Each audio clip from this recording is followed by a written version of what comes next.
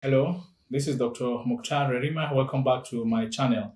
Today, let's talk about a very important and an interesting mental health condition called bipolar disorder. Bipolar disorder is actually a group of disorders, and that's why you tend to hear probably bipolar type 1 disorder, bipolar type 2 disorder. Today, we are going to talk about one of the presentations of bipolar type 1 disorder. In future videos, perhaps we're going to talk about the different types. Bipolar type 1, how is it different from bipolar type 2? But just try to understand how bipolar presents, because generally mood disorders tend to present with mood episodes, usually presenting with a constellation of signs and symptoms that last a certain period of time that are associated with all the functional impairment and what have you. So when they present with that, then we now say that this mood episode is a manifestation of one of the mood disorders. And there are several types of mood disorders. We've talked about depression in previous videos, and it is one mood disorder. Bipolar disorder or bipolar disorders are also another type of mood disorders. Mood disorders, by the way, are disorders that affect our mood. Our mood is simply how we feel on the inside of our minds, what native English speakers call how we feel in our spirit. So mood disorders generally affect how we feel, but because mood does not just affect our feeling, they also affect our energy, they affect our thinking,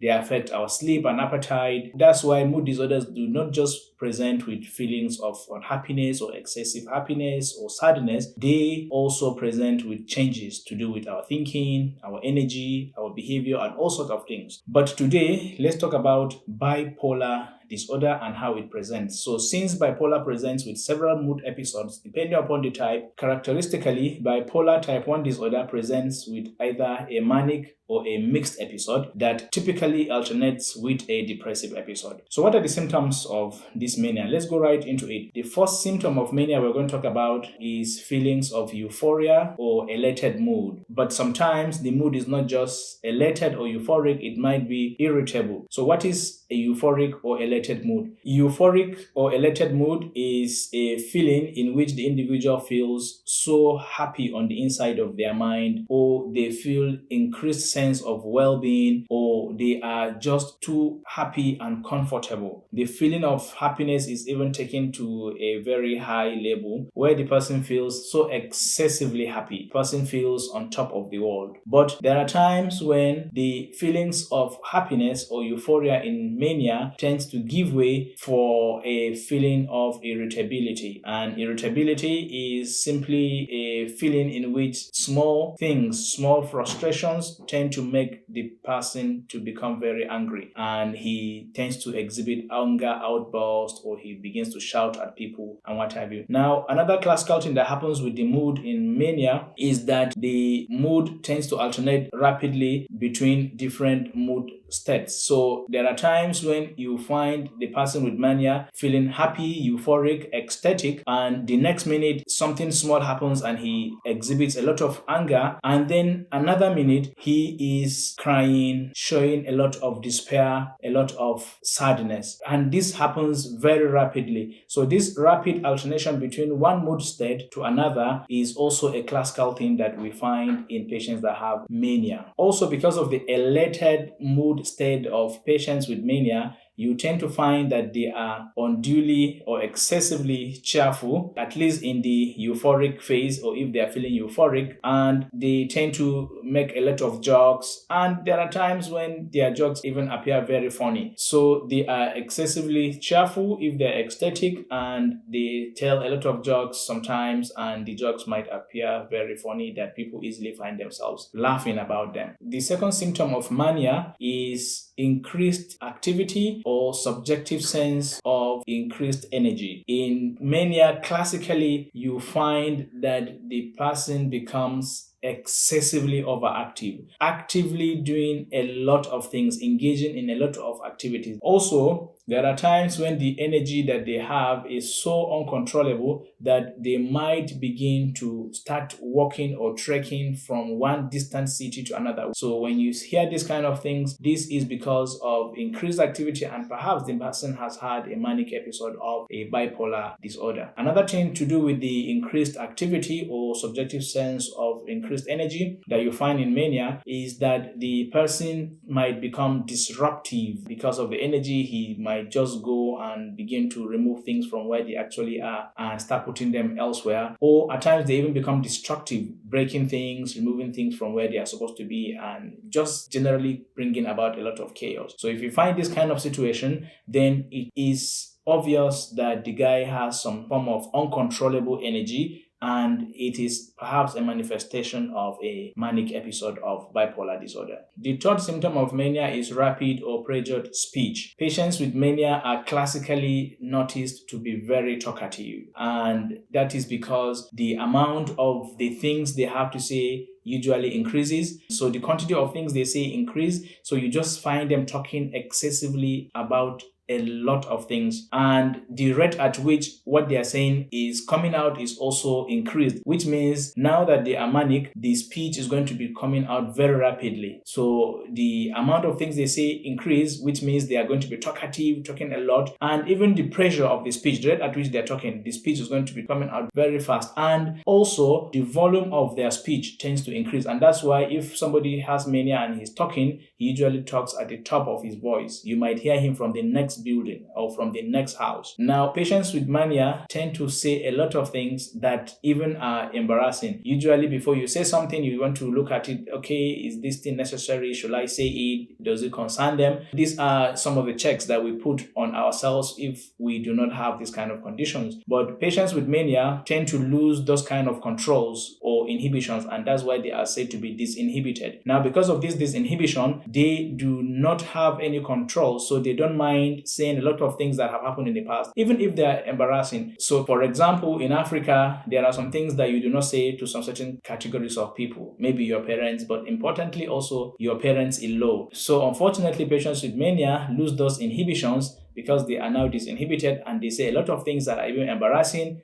and that people who should not hear those things would end up hearing or knowing them. And that is one of the problems of manic patients, so that even when they recover, they tend to remember most of the things or some of the things that they said, or even if they don't remember them, people tend to remind them of the things that they said, and that makes them become very shameful. So in treatment, usually we try to target or tackle those situations. Also, because of the talkativeness in patients with mania, they tend to make people laugh a lot, especially if they are not irritable, especially if they are just cheerful or elated, if they are in a mood state that is just euphoric. The fourth symptom of mania is flight of ideas. Patients with mania tend to have what we call flight of ideas, and flight of ideas simply means the person that is manic will be talking and he will immediately jump from one topic to another, and he will jump from one topic to another. So the person is talkative, right? He's saying a lot of things. Now, in the course of talking, he ends up jumping from one topic rapidly to another. And if you look at it, you might only find a circumstantial connection between one of the things he's saying and the things that he just jumped to. So this situation in which the person with mania jumps from one topic to another in the course of saying the things that they say is called flight of ideas. So because of this flight of ideas, you might find that patients with mania have become somehow poetic, or they might begin to start chanting songs, and those songs can be derived from some of the things that are happening around them or from their environment. So they are talking about one thing and then they rapidly move to the next topic, and before you know it, it becomes a small poem or it even becomes a small song.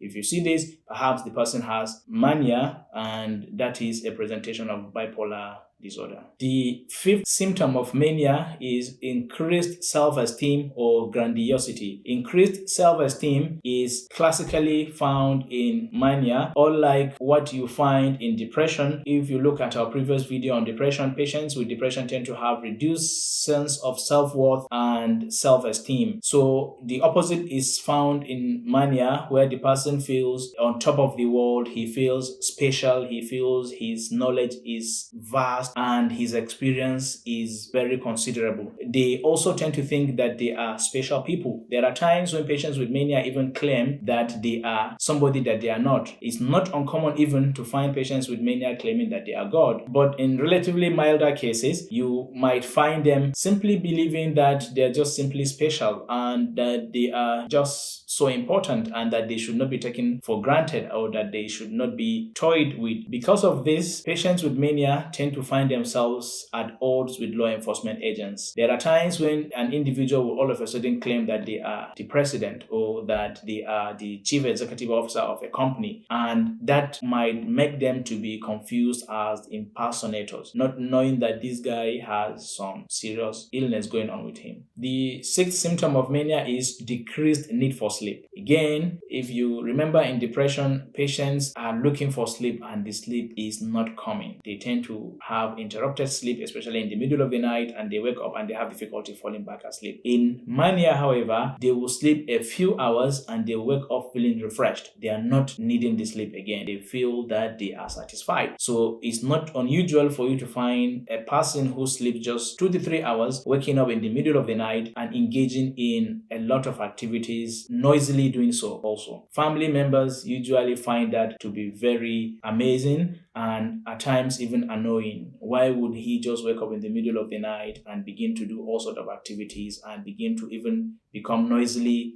doing those things and even disrupting our own sleep? So that is because of the reduced need for sleep that you find in patients who have mania. I mean, why does he need sleep, right? This is somebody who feels a lot of energy. This is somebody who feels special. This is somebody who has a lot of happiness in his mind. So I do not need to sleep. I have got a lot of energy. There are a lot of things to be done. So I will have to go about doing those things. And that is why the person with mania does not require a lot of sleep. The seventh symptom of mania is called distractibility. Distractibility is simply saying that the person is unable to sustain his attention to complete a certain task that he has in hand. It is the distractibility that explains why they move when they are talking from one topic to another, and it is the distractibility that explains why if they begin one action, remember they have a lot of energy and they engage in a lot of activity, but unfortunately if they begin one activity, hardly do they take it to a logical conclusion and they jump to another activity. So that tendency for the person to have difficulty concentrating or paying attention to one task and completing it or taking it to a logical conclusion, but unfortunately moves from one topic to another when talking, or from one action to another, or when you're talking with them, they can easily be distracted by things in the environment. So for instance, the person is talking or you're talking with them and then they hear the sound of something. It's not unusual for them to move from whatever it is they're doing and start paying attention to that sound, or they are saying something that is very important and then somebody enters the room and then they will just be distracted by the appearance of the person or by what the person is saying, and they will stop doing or saying all the things that they are doing or saying and start saying things to do with this person that is just distracting their attention. The eighth symptom of mania is impulsive or reckless behavior. Impulsivity is just a tendency for an individual to carry out an action without thinking at all about the risks involved or the consequences associated with that action. This results in reckless behaviors and reckless actions. The reckless behaviors or the reckless actions that result from impulsivity that you find in mania include a lot of things. They include their finances, they include how they go about sexual activity, they include even the way they drive and the way they do a lot of things. So it's obvious that a person who is impulsive and therefore exhibiting reckless behavior, that the person might not